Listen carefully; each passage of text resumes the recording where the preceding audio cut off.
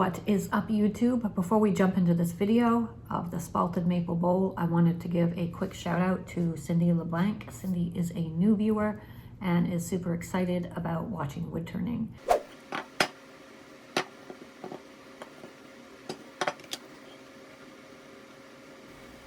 And here I'm using a center finder to find center on the blank. Off camera, I cut off the corners on using the bandsaw, and here I'm attaching the faceplate with screws. Quick announcement, I do have a Teachable class getting started in wood turning, and I had a viewer reach out to me and say that the class was full and he couldn't sign up. I apologize for that, but that has been corrected, so the link is in the video description if you're interested in checking that out. And starting off with the trimming up process using the 5/8 Carter & Son bowl gouge. Just a few passes will clean that up and get it into round. And at this point, the lathe is at about 500 RPM.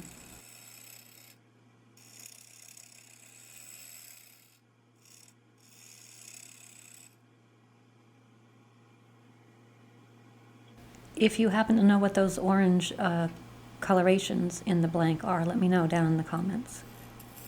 At first I thought it might have been rust from, a nail or something, but I didn't see any nail holes or obviously any nails or anything. I've never seen that color in spalted maple before, so if you know what it is, let me know.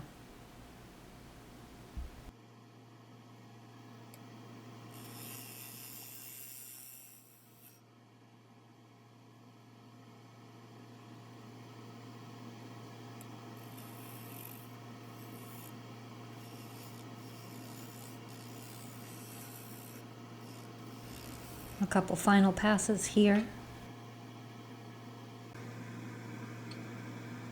And the tailstock was removed, and now I'm working on the bottom and what will be the mortise and the foot. First, truing up the bottom. This is the Carter & Son parting tool. Using it to establish the mortise.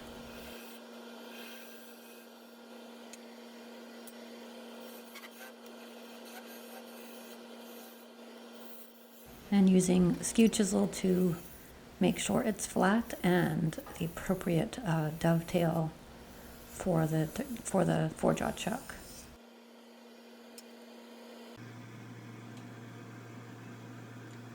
And this is a smaller piece than I generally turn. I usually turn larger bowls, but this was a smaller piece, and I was struggling may not be the right word, but I was experimenting with what shape it should be, but obviously I didn't have enough to do too much experimenting because I would lose the size of the bowl. So ultimately I went for a very simplistic shape to the bowl in order to preserve as much material as possible.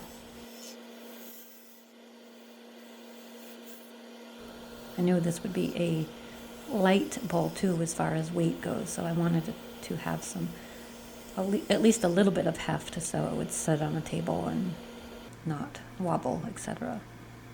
Starting at 120 grit here.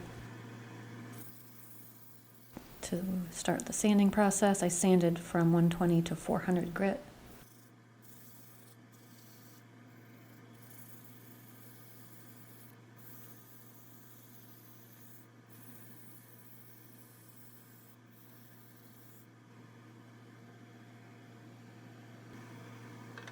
And some denatured alcohol after final sanding at 400 grit. And as you can see, that sort of orange coloring or discoloring is still prominently there. There were two, one is gone, so. Removing the faceplate, and then I will put it in the 4-jaw chuck in expansion mode.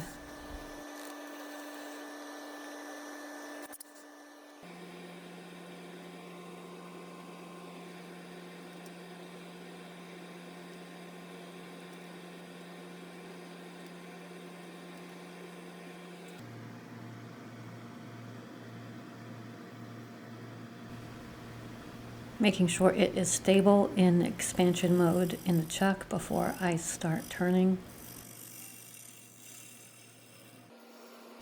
And it wasn't too bad. Sometimes you do get a little wobble at first, but this one was pretty stable. So I was able to get up to, I believe, around 650 or 700 RPM here. What I'm doing here is just removing a lot of the center material. It didn't take too long because this is not a large blank or large log like I usually do. And I didn't know how I was going to do the rim yet, so I was concentrating on the very middle, which I knew needed to be removed no matter the shape of the rim.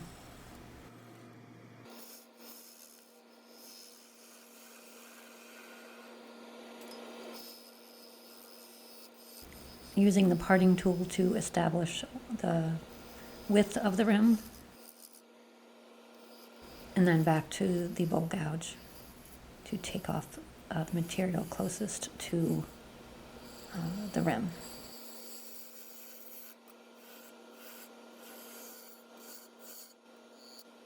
So the basic shape here is established. I am just checking the rim and the thickness to make sure that I don't join the funnel club today.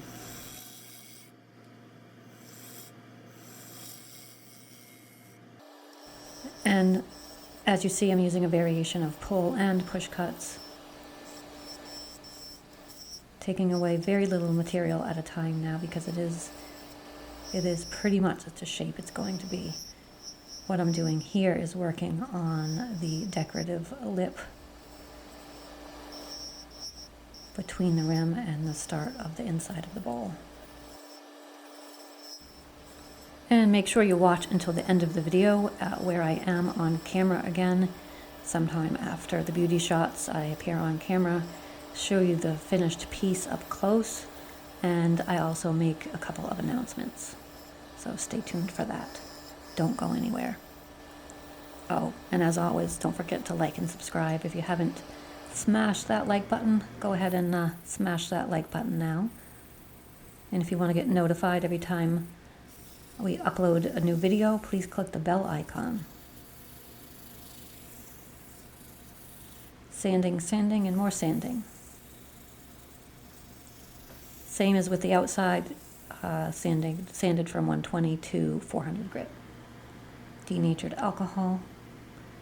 This cleans the surface of any dust and debris that really I can't see with the naked eye. This is the sanding sealer and denatured alcohol mixture. I get a lot of questions about this. I use the Zinsser's brand sealer and the denatured alcohol, and I mix it 70-30.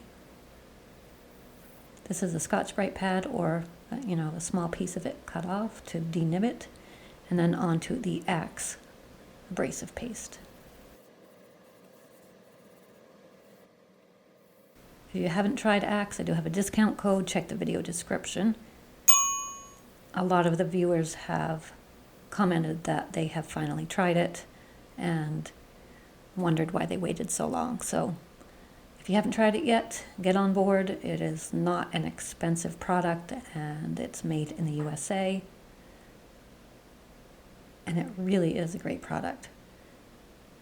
So the polishing paste from Axe is my favorite part of the finishing process.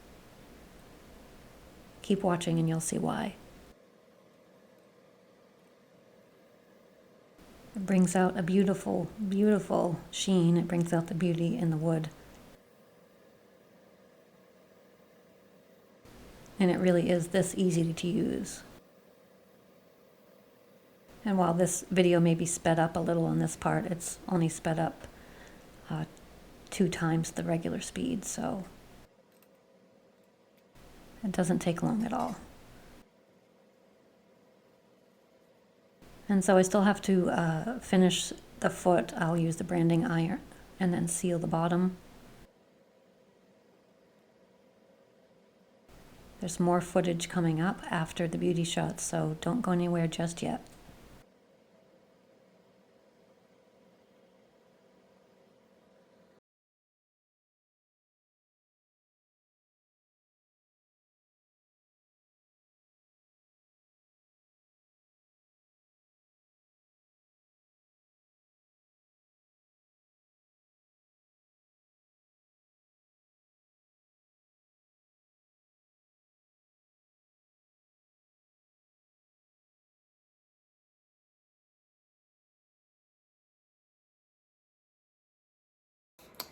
So here we are at the end of the video. Thank you so much for watching if you've made it this far. And if you have made it this far and you haven't commented as to what this is, if you have a clue as to what that is, let me know down in the comments, because I don't know what that is. I've never seen it before, so not sure what it is. But thank you so much for watching. Please subscribe if you haven't subscribed already. And if you follow me at all, you may have seen my YouTube Shorts video where I thanked everyone for helping me reach 25,000 subscribers. It just kind of blows my mind. So thank you. If you didn't see that, thank you so much. If you haven't subscribed yet, please do consider subscribing. It doesn't cost you anything and it helps me out a lot. So if you follow me over on Instagram, and if not, you should, at PF Woodturning. You know, if you do follow me, you know that I recently was able to find some ornamental weeping cherry, and I want to show you some of that a little bit closer. So here we go. Here is the ornamental weeping cherry that I was telling you about. I'm going to show you a couple different pieces here. So don't forget to subscribe so you don't miss this one when it does come up.